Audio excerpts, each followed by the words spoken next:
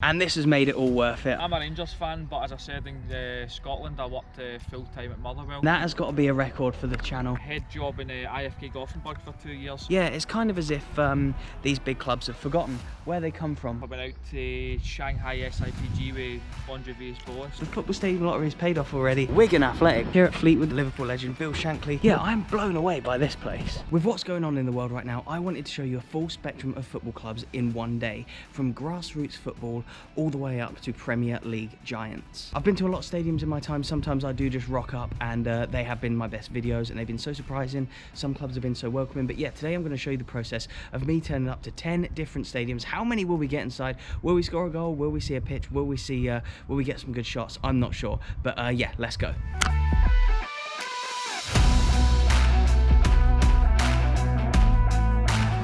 Here they are, the Holy Trinity of Everton Football Club. Alan Ball, Colin Harvey and Howard Kendall up there. The blue of Goodison, just a short walk away from Anfield. And yeah, I feel like I've seen a lot of Anfield lately, and yeah, with what's going on at LFC right now, I feel like just giving it a swerve and actually coming to check out Goodison for once. And yeah, I have been here for the channel before last year for a Liverpool and Everton video, and I don't want to delve too much into their history today. A, because I want to come back and do a video here, and B, because I've got 9 other stadiums to visit today. But basically, yeah, all around Goodison Park they have a timeline of Everton's history, and yeah, like I say, I will be coming back for a full Everton video eventually. Look at this, Goodison Park. Everton will be moving away from Goodison Park very soon. They have plans, of course, in motion at the moment to move to Bramley Moor Dock and have a new almost 53,000 seater stadium built, and yeah, it's going to be quite special, I think. But yeah, I hope that they do stuff with the surroundings of Goodison, because it's so classic and so old, and it's got so much tradition and history that I hope they keep some of the tradition around here. I don't know, like a centre circle or some statues or something. But yeah, look at this old pub. Look, the Winslow Hotel next to Goodison. I hope they keep some of the old charms and traditions, as you see too many football teams leaving their like traditional homes and there being like nothing of note next to it anymore. And yeah, it'd be good if they kept the centre circle or kept some nods to the Goodison that used to be here. But yeah, soon enough there'll be a change in stadium. And speaking about change in stadium, and I do find that the non-league clubs are a lot more accessible, of course, than the big Premier League ones. And here I am now at BOOTLE Football Club, just and look at this old turnstile here as well. Still works, kind of, but yeah, I have made my way from Goodison to here. It took about 10-15 minutes, not far outside of Liverpool, but yeah, just north of the city centre. There's a little gate over here. Gonna see if I can get in and sneak a look at the pitch. But yeah, this club here were founders of the 2nd division, the Football League 2nd division. They withdrew after a season, finishing 8th, and which team took their place? Liverpool FC. And yeah, it was kind of this team that withdrew from the league. There's now a Phoenix club. This is a Phoenix club.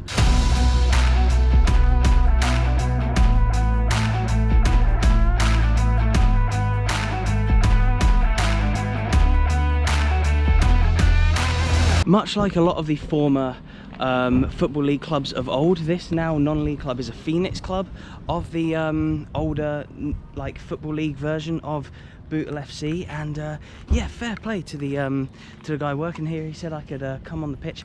There is a groundsman on the pitch over there and a couple of people working. And yeah, the lottery has paid off. The football stadium lottery has paid off already.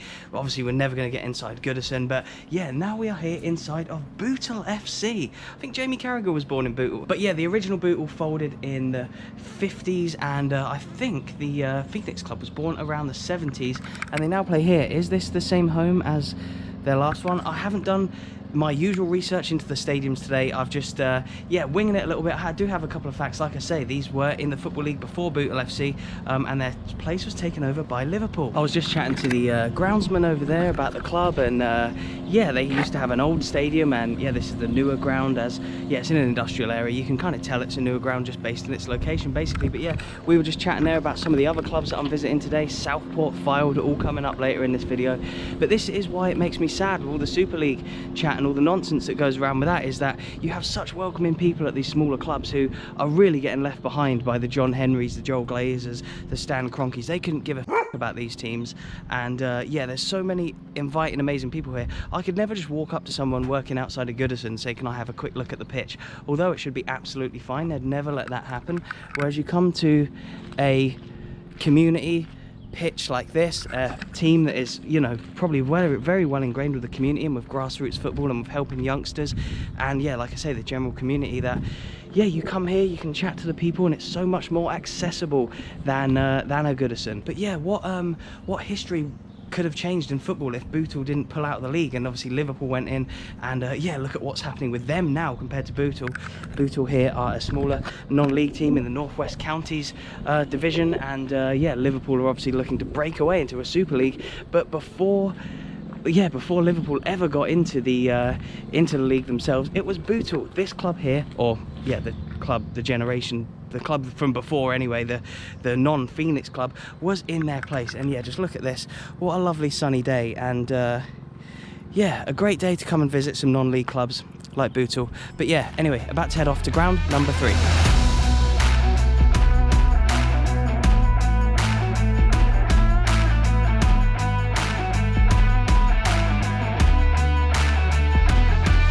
Southport were a Football League team for over 50 years, and they were the last team in the Football League to get voted out by, yeah, a ballot, and it was actually Wigan who took their place.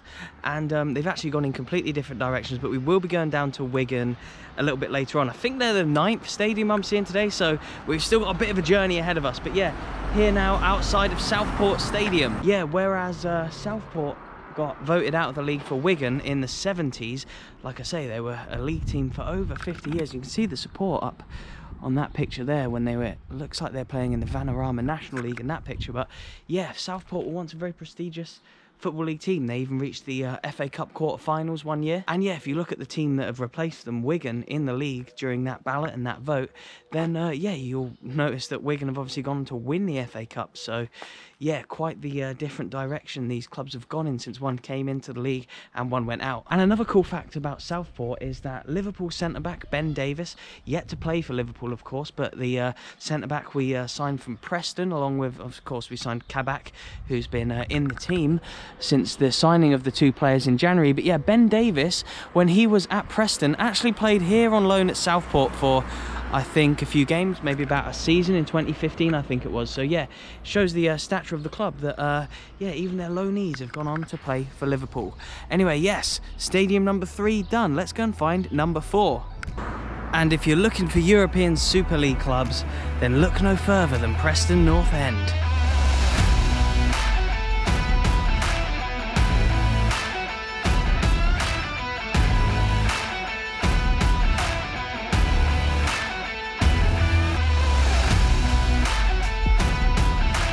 Right, so I hope I'm giving you some good diversity today with the amount of football clubs I'm taking you to in the north-west of England. This is where, you know, the Football League started. Preston, founding members of the Football League, and yeah, you talk about the Super League and Spurs down in London.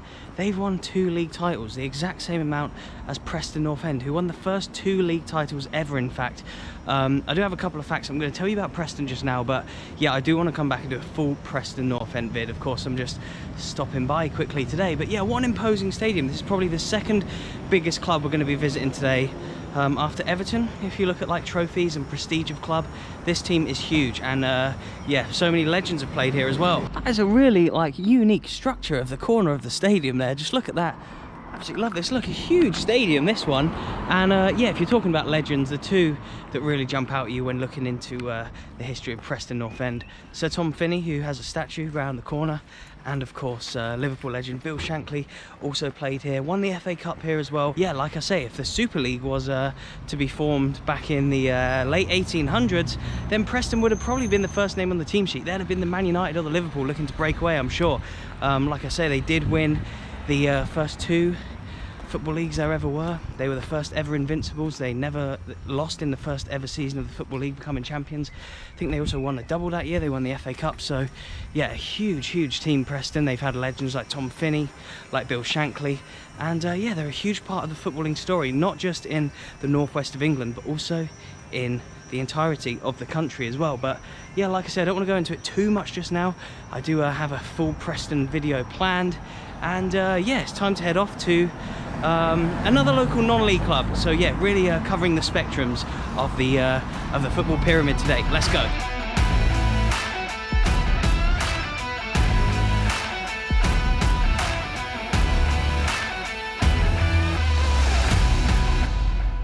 And we are now halfway through, and what a day for me to wear all black. It's so nice today. But AFC Fylde of the non-league, take a bow. This is one of the most, if not the most impressive non-league stadium that I have ever seen. Big or small, non-league, Premier League, Champions League, Championship, whatever you are, whatever league you're in, I still get excited to see the stadiums, and to know that I've ticked off so many new ones today makes me so buzzing. And yeah, right now I'm at AFC Fylde.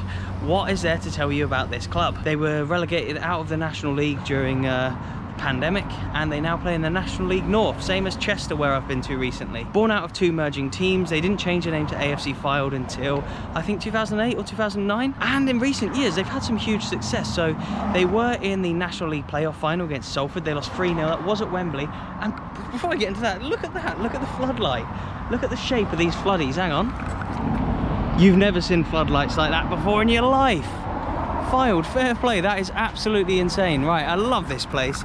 Gonna have to come back for a match one day, but yeah, they actually got to the playoff final against obviously Gary Neville and the class of 92's Salford City, where they lost, sadly for them, not sad for Salford of course. But yeah, they got to Wembley for the National League playoff final. Like I say, they did lose. They didn't get into the Football League, which they would have done if they would have won. But a week later, they went back to Wembley to play Leyton Orient in the final of the FA Trophy. So they played twice at Wembley in 2 weeks, and they actually won the FA Trophy. So yeah, that was like a year or two ago, or a couple of seasons ago now, that that happened, that they went to Wembley twice in a week. So fair play. Like, Fylde, this small team here that maybe some of you wouldn't have heard of, have been to Wembley twice in recent years, and that's the beauty of football. Look, there's a Curzon Ashton sticker on the side of the stadium here. They've obviously played here as well, but that's the beauty of football, and that's why it's so sad of what's going on at the moment. Anyway, yeah, recently as well, they did get to the FA Cup third round for the first time, where they sadly lost against Sheffield United, but just goes to show what big ambitions AFC Fylde have here. It's in between kind of Preston and Blackpool. But yeah, I have had a few requests to come to Fylde before, as well as other clubs that I'm seeing today. Obviously these are all flying visits of all these teams, so if I do miss anything out about your club, let me know in the comments below, and I will do my best to get there for a full video soon. But yeah, on to ground number 6.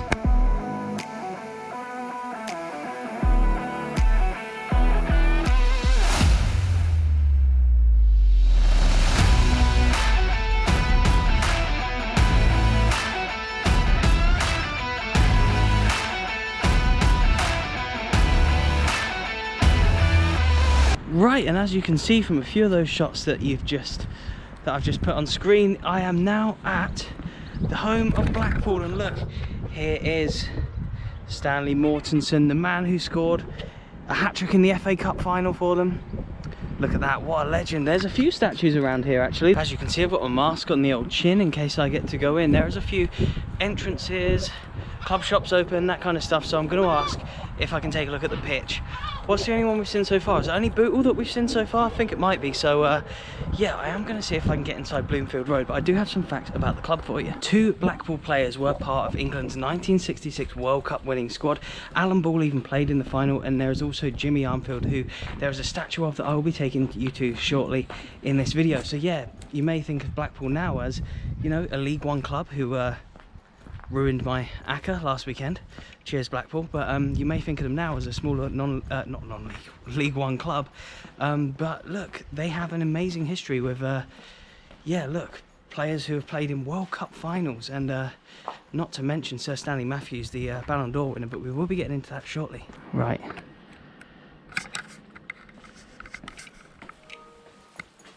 denied access in there.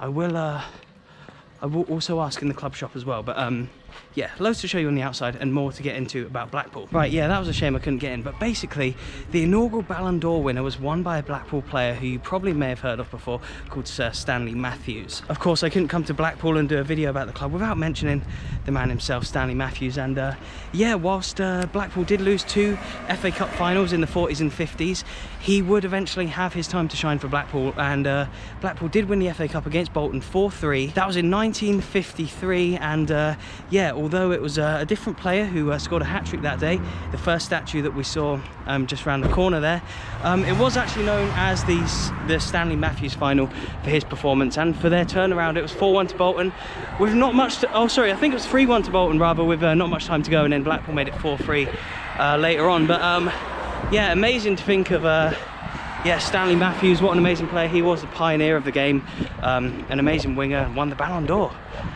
as a Blackpool player, so quite amazing. What a shame, I had good vibes about Blackpool, but yeah, just asked in the club shop as well, and they said I wasn't allowed in either. But yeah, I'm just going to take you to a statue of another one of their legends very quickly, and then it's time to head off to yet another stadium. I've lost count on what we're on now. Is this number 6? I think it might be, but yeah, just coming up to another statue now. And here is Jimmy Armfield, one of Blackpool's greatest ever players, and you can see, look, from this here that it gives you a few stats on his career. 43 caps for England, 15 as captain, and probably the biggest part of his career here, member of the England 1966 World Cup winning squad. And yeah, look, he's managed Bolton and Leeds, Blackpool captain for 10 years, look there. Young Footballer of the Year in 1959, league debut for Blackpool in the 50s. And yeah, look, here's a statue of him, and needs no explanation really for Blackpool fans, but look at that, there's Blackpool Tower over there. What a lovely day for it this is.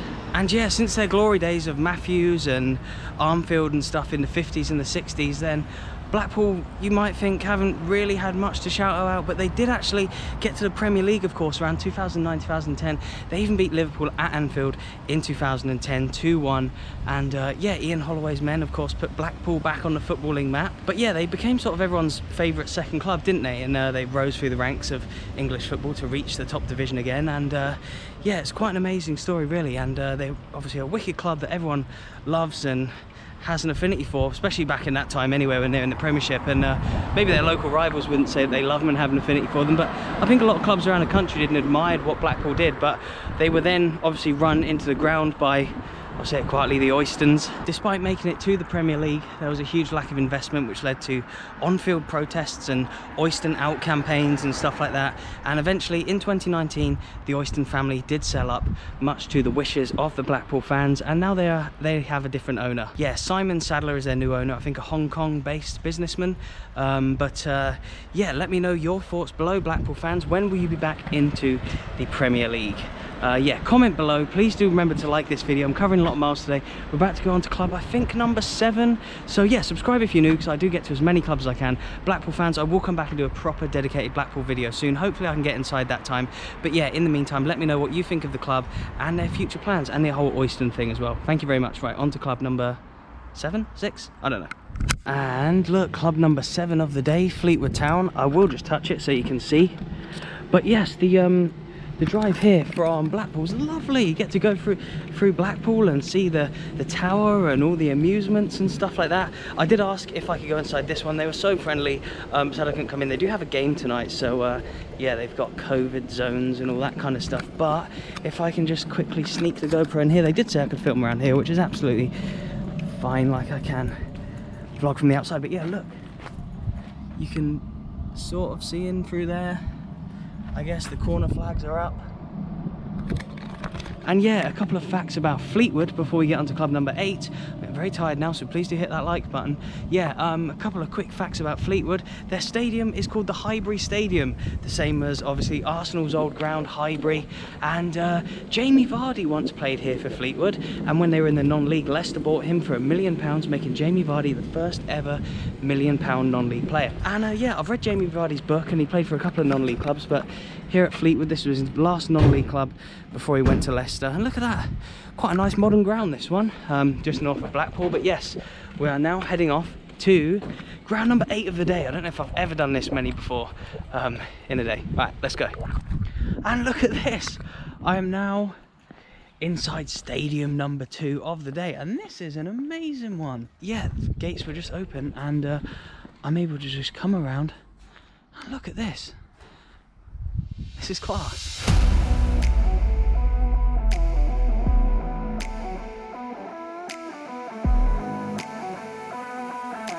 So Stuart, after all my driving around today, I've finally stumbled across you here at the beautiful home of CHORLEY Football Club.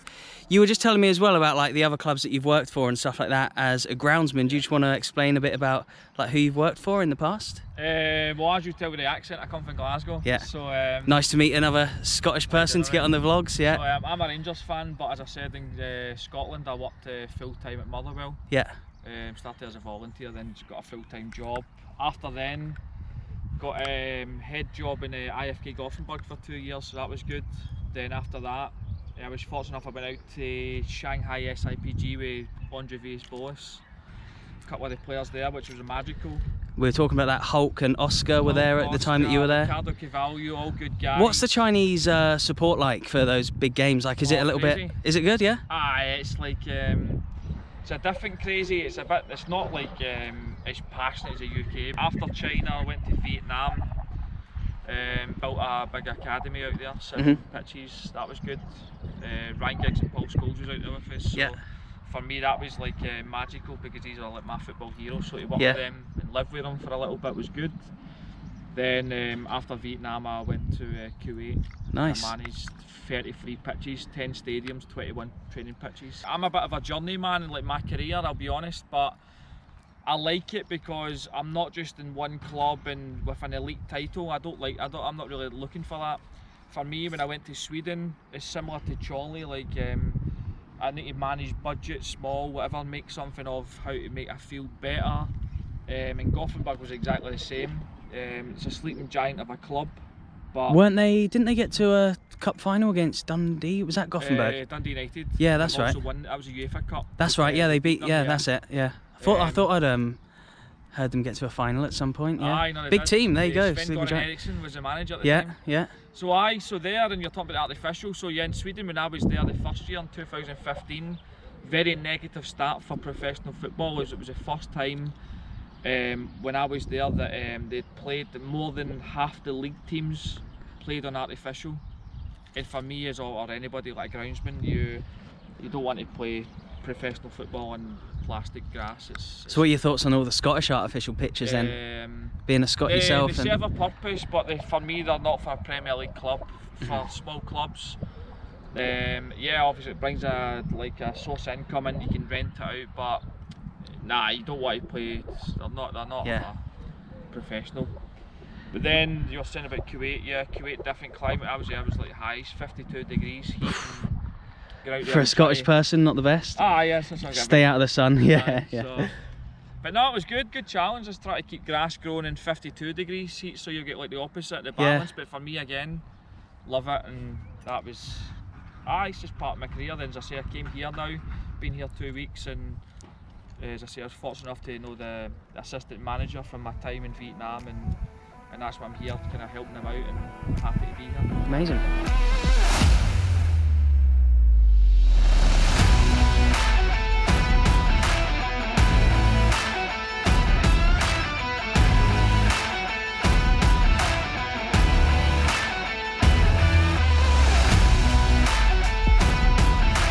And this has made it all worth it. I mean, I said, look, maybe I'll get in a goal mouth today, maybe I'll touch a goal and get on a pitch. And it feels like a long time since BOOTLE, but look, it's all made it worth it now, coming to be on the pitch at CHORLEY. And yeah, I did have a few facts about this club, but I've literally just been shown around. As you can see, a huge thanks to Stuart, the groundsman. What a top guy as well. You know, worked in China and all around Asia, Kuwait and Sweden and Scotland doing the grounds, and now here at CHORLEY where he gets to do his thing and look after the pitch. Amazing. Look, I'm on the pitch now at CHORLEY, and this video has all been worth it for this one very moment. Now, they were relegated mid-pandemic into the National League North from the National League, and even played Wolves here in the FA Cup just this season. So yeah, Wolves have recently played here, and in the changing rooms, I saw the away change room. That is where Wolves were, and they did beat CHORLEY, and CHORLEY even beat Derby in the round before. So yeah, I'm sure the FA Cup run helped the club here after what has probably been a very, very tough period for all non-league clubs.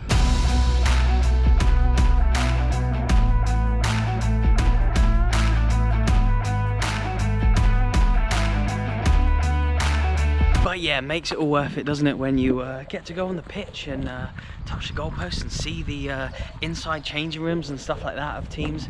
It's totally off the cuff as well. They are my favourite types of videos, the spontaneous ones. And yeah, after going to now my 9th ground, Wigan Athletic here, which I'll be taking you around just now, after going to 9 grounds, even just seeing inside one like that really, really does make it all worth it. So a huge thank you to the guys at CHORLEY and to Stuart as well. What an absolute top guy, and he's Glaswegian as well. I mean, that just says it all, doesn't it? But yeah, look, here I am now at Wigan, a ground that I've never been to before. So, first impressions again. Have I been to any of the grounds from today? Yes, only Everton, I think. So, yeah, new ground for me today. I've, like I say, always get excited. And look at this.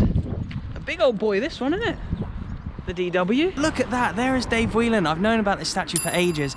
The owner of Wigan. I made a video at Blackburn the other day. They have a statue, sorry, of their owner, old owner, Jack Walker, who won them the Premier League. And yeah, look, Wigan have also got one of their great owner, Dave Whelan, professional footballer, entrepreneur, Wiganer. Yeah, look at him, there he is, holding the FA Cup outside the DW stadium. The DW obviously standing for Dave Whelan, chain of his gyms. But yeah, in the 70s though, this was a non-league club, and Wigan took over a team that we've already seen today's place in the Football League, Southport, due to a vote. And I think it was their facilities. And yeah, like I mentioned earlier at Southport, Wigan were the last team to get, or sorry, Southport were the last team to get voted out of the league. And they got voted out, Wigan came in. And Wigan, when they got in, obviously we're a non-league team before. However, yeah, if you just look at the direction that the two clubs have gone, Southport, who were great back in the day, and yeah, before the 70s, were a Football League team, had been to the quarter-final of the FA Cup. Wigan had never really gone that far in the FA Cup. They went up, rose through the leagues. I think when Dave Whelan then bought them in the 90s, I think it was around 1995-ish, he took over them here, and they were in the 4th tier. And then now look at them now, they've been in the Premier League, up and down in the divisions, and they've even won the FA Cup. They've had their day at Wembley, which means they would have played in Europe as well. So yeah, fair play. The stuff that Dave Whelan has done for this club is absolutely unreal, and he deserves his statue. But they have also won the 2nd, 3rd and 4th tier of English football. Wigan Athletic, what a club. Yeah, let me just see if we can see a quick gap of the pitch. Can we through here? Can we? Not really, you can see a few of the stands, look. But yeah, I hope you're starting to see kind of how all these clubs are linked, how Wigan took Southport's place in the league, and yeah, this whole region of the Northwest is so famous for football. We've got one more club to go, cannot wait to get down there and wrap this one up, go home and have a nice cold beer. But yeah, I'll see you down there. And we are really living by the name of the channel today. What a great footy adventure we've had today. Stadium number 10, that has got to be a record for the channel. Nice little looking non-league ground, this one. Look, properly part of the community like this, as all football should be. And yeah, I think none more so than now should we really like value these community clubs. And I hope you've learned something today about the English clubs here in the northwest of the country, and how much they've given football, from the big traditional teams like Everton and Preston, who have won league titles, to the smaller non-league teams like Prescot Cables and CHORLEY FC. And I wanted to tell you about Prescot Cables. I wanted to come here last because they're a completely fan-owned team. That's what I read online anyway, the 8th tier, or the 8th step of football, and they are completely fan-owned.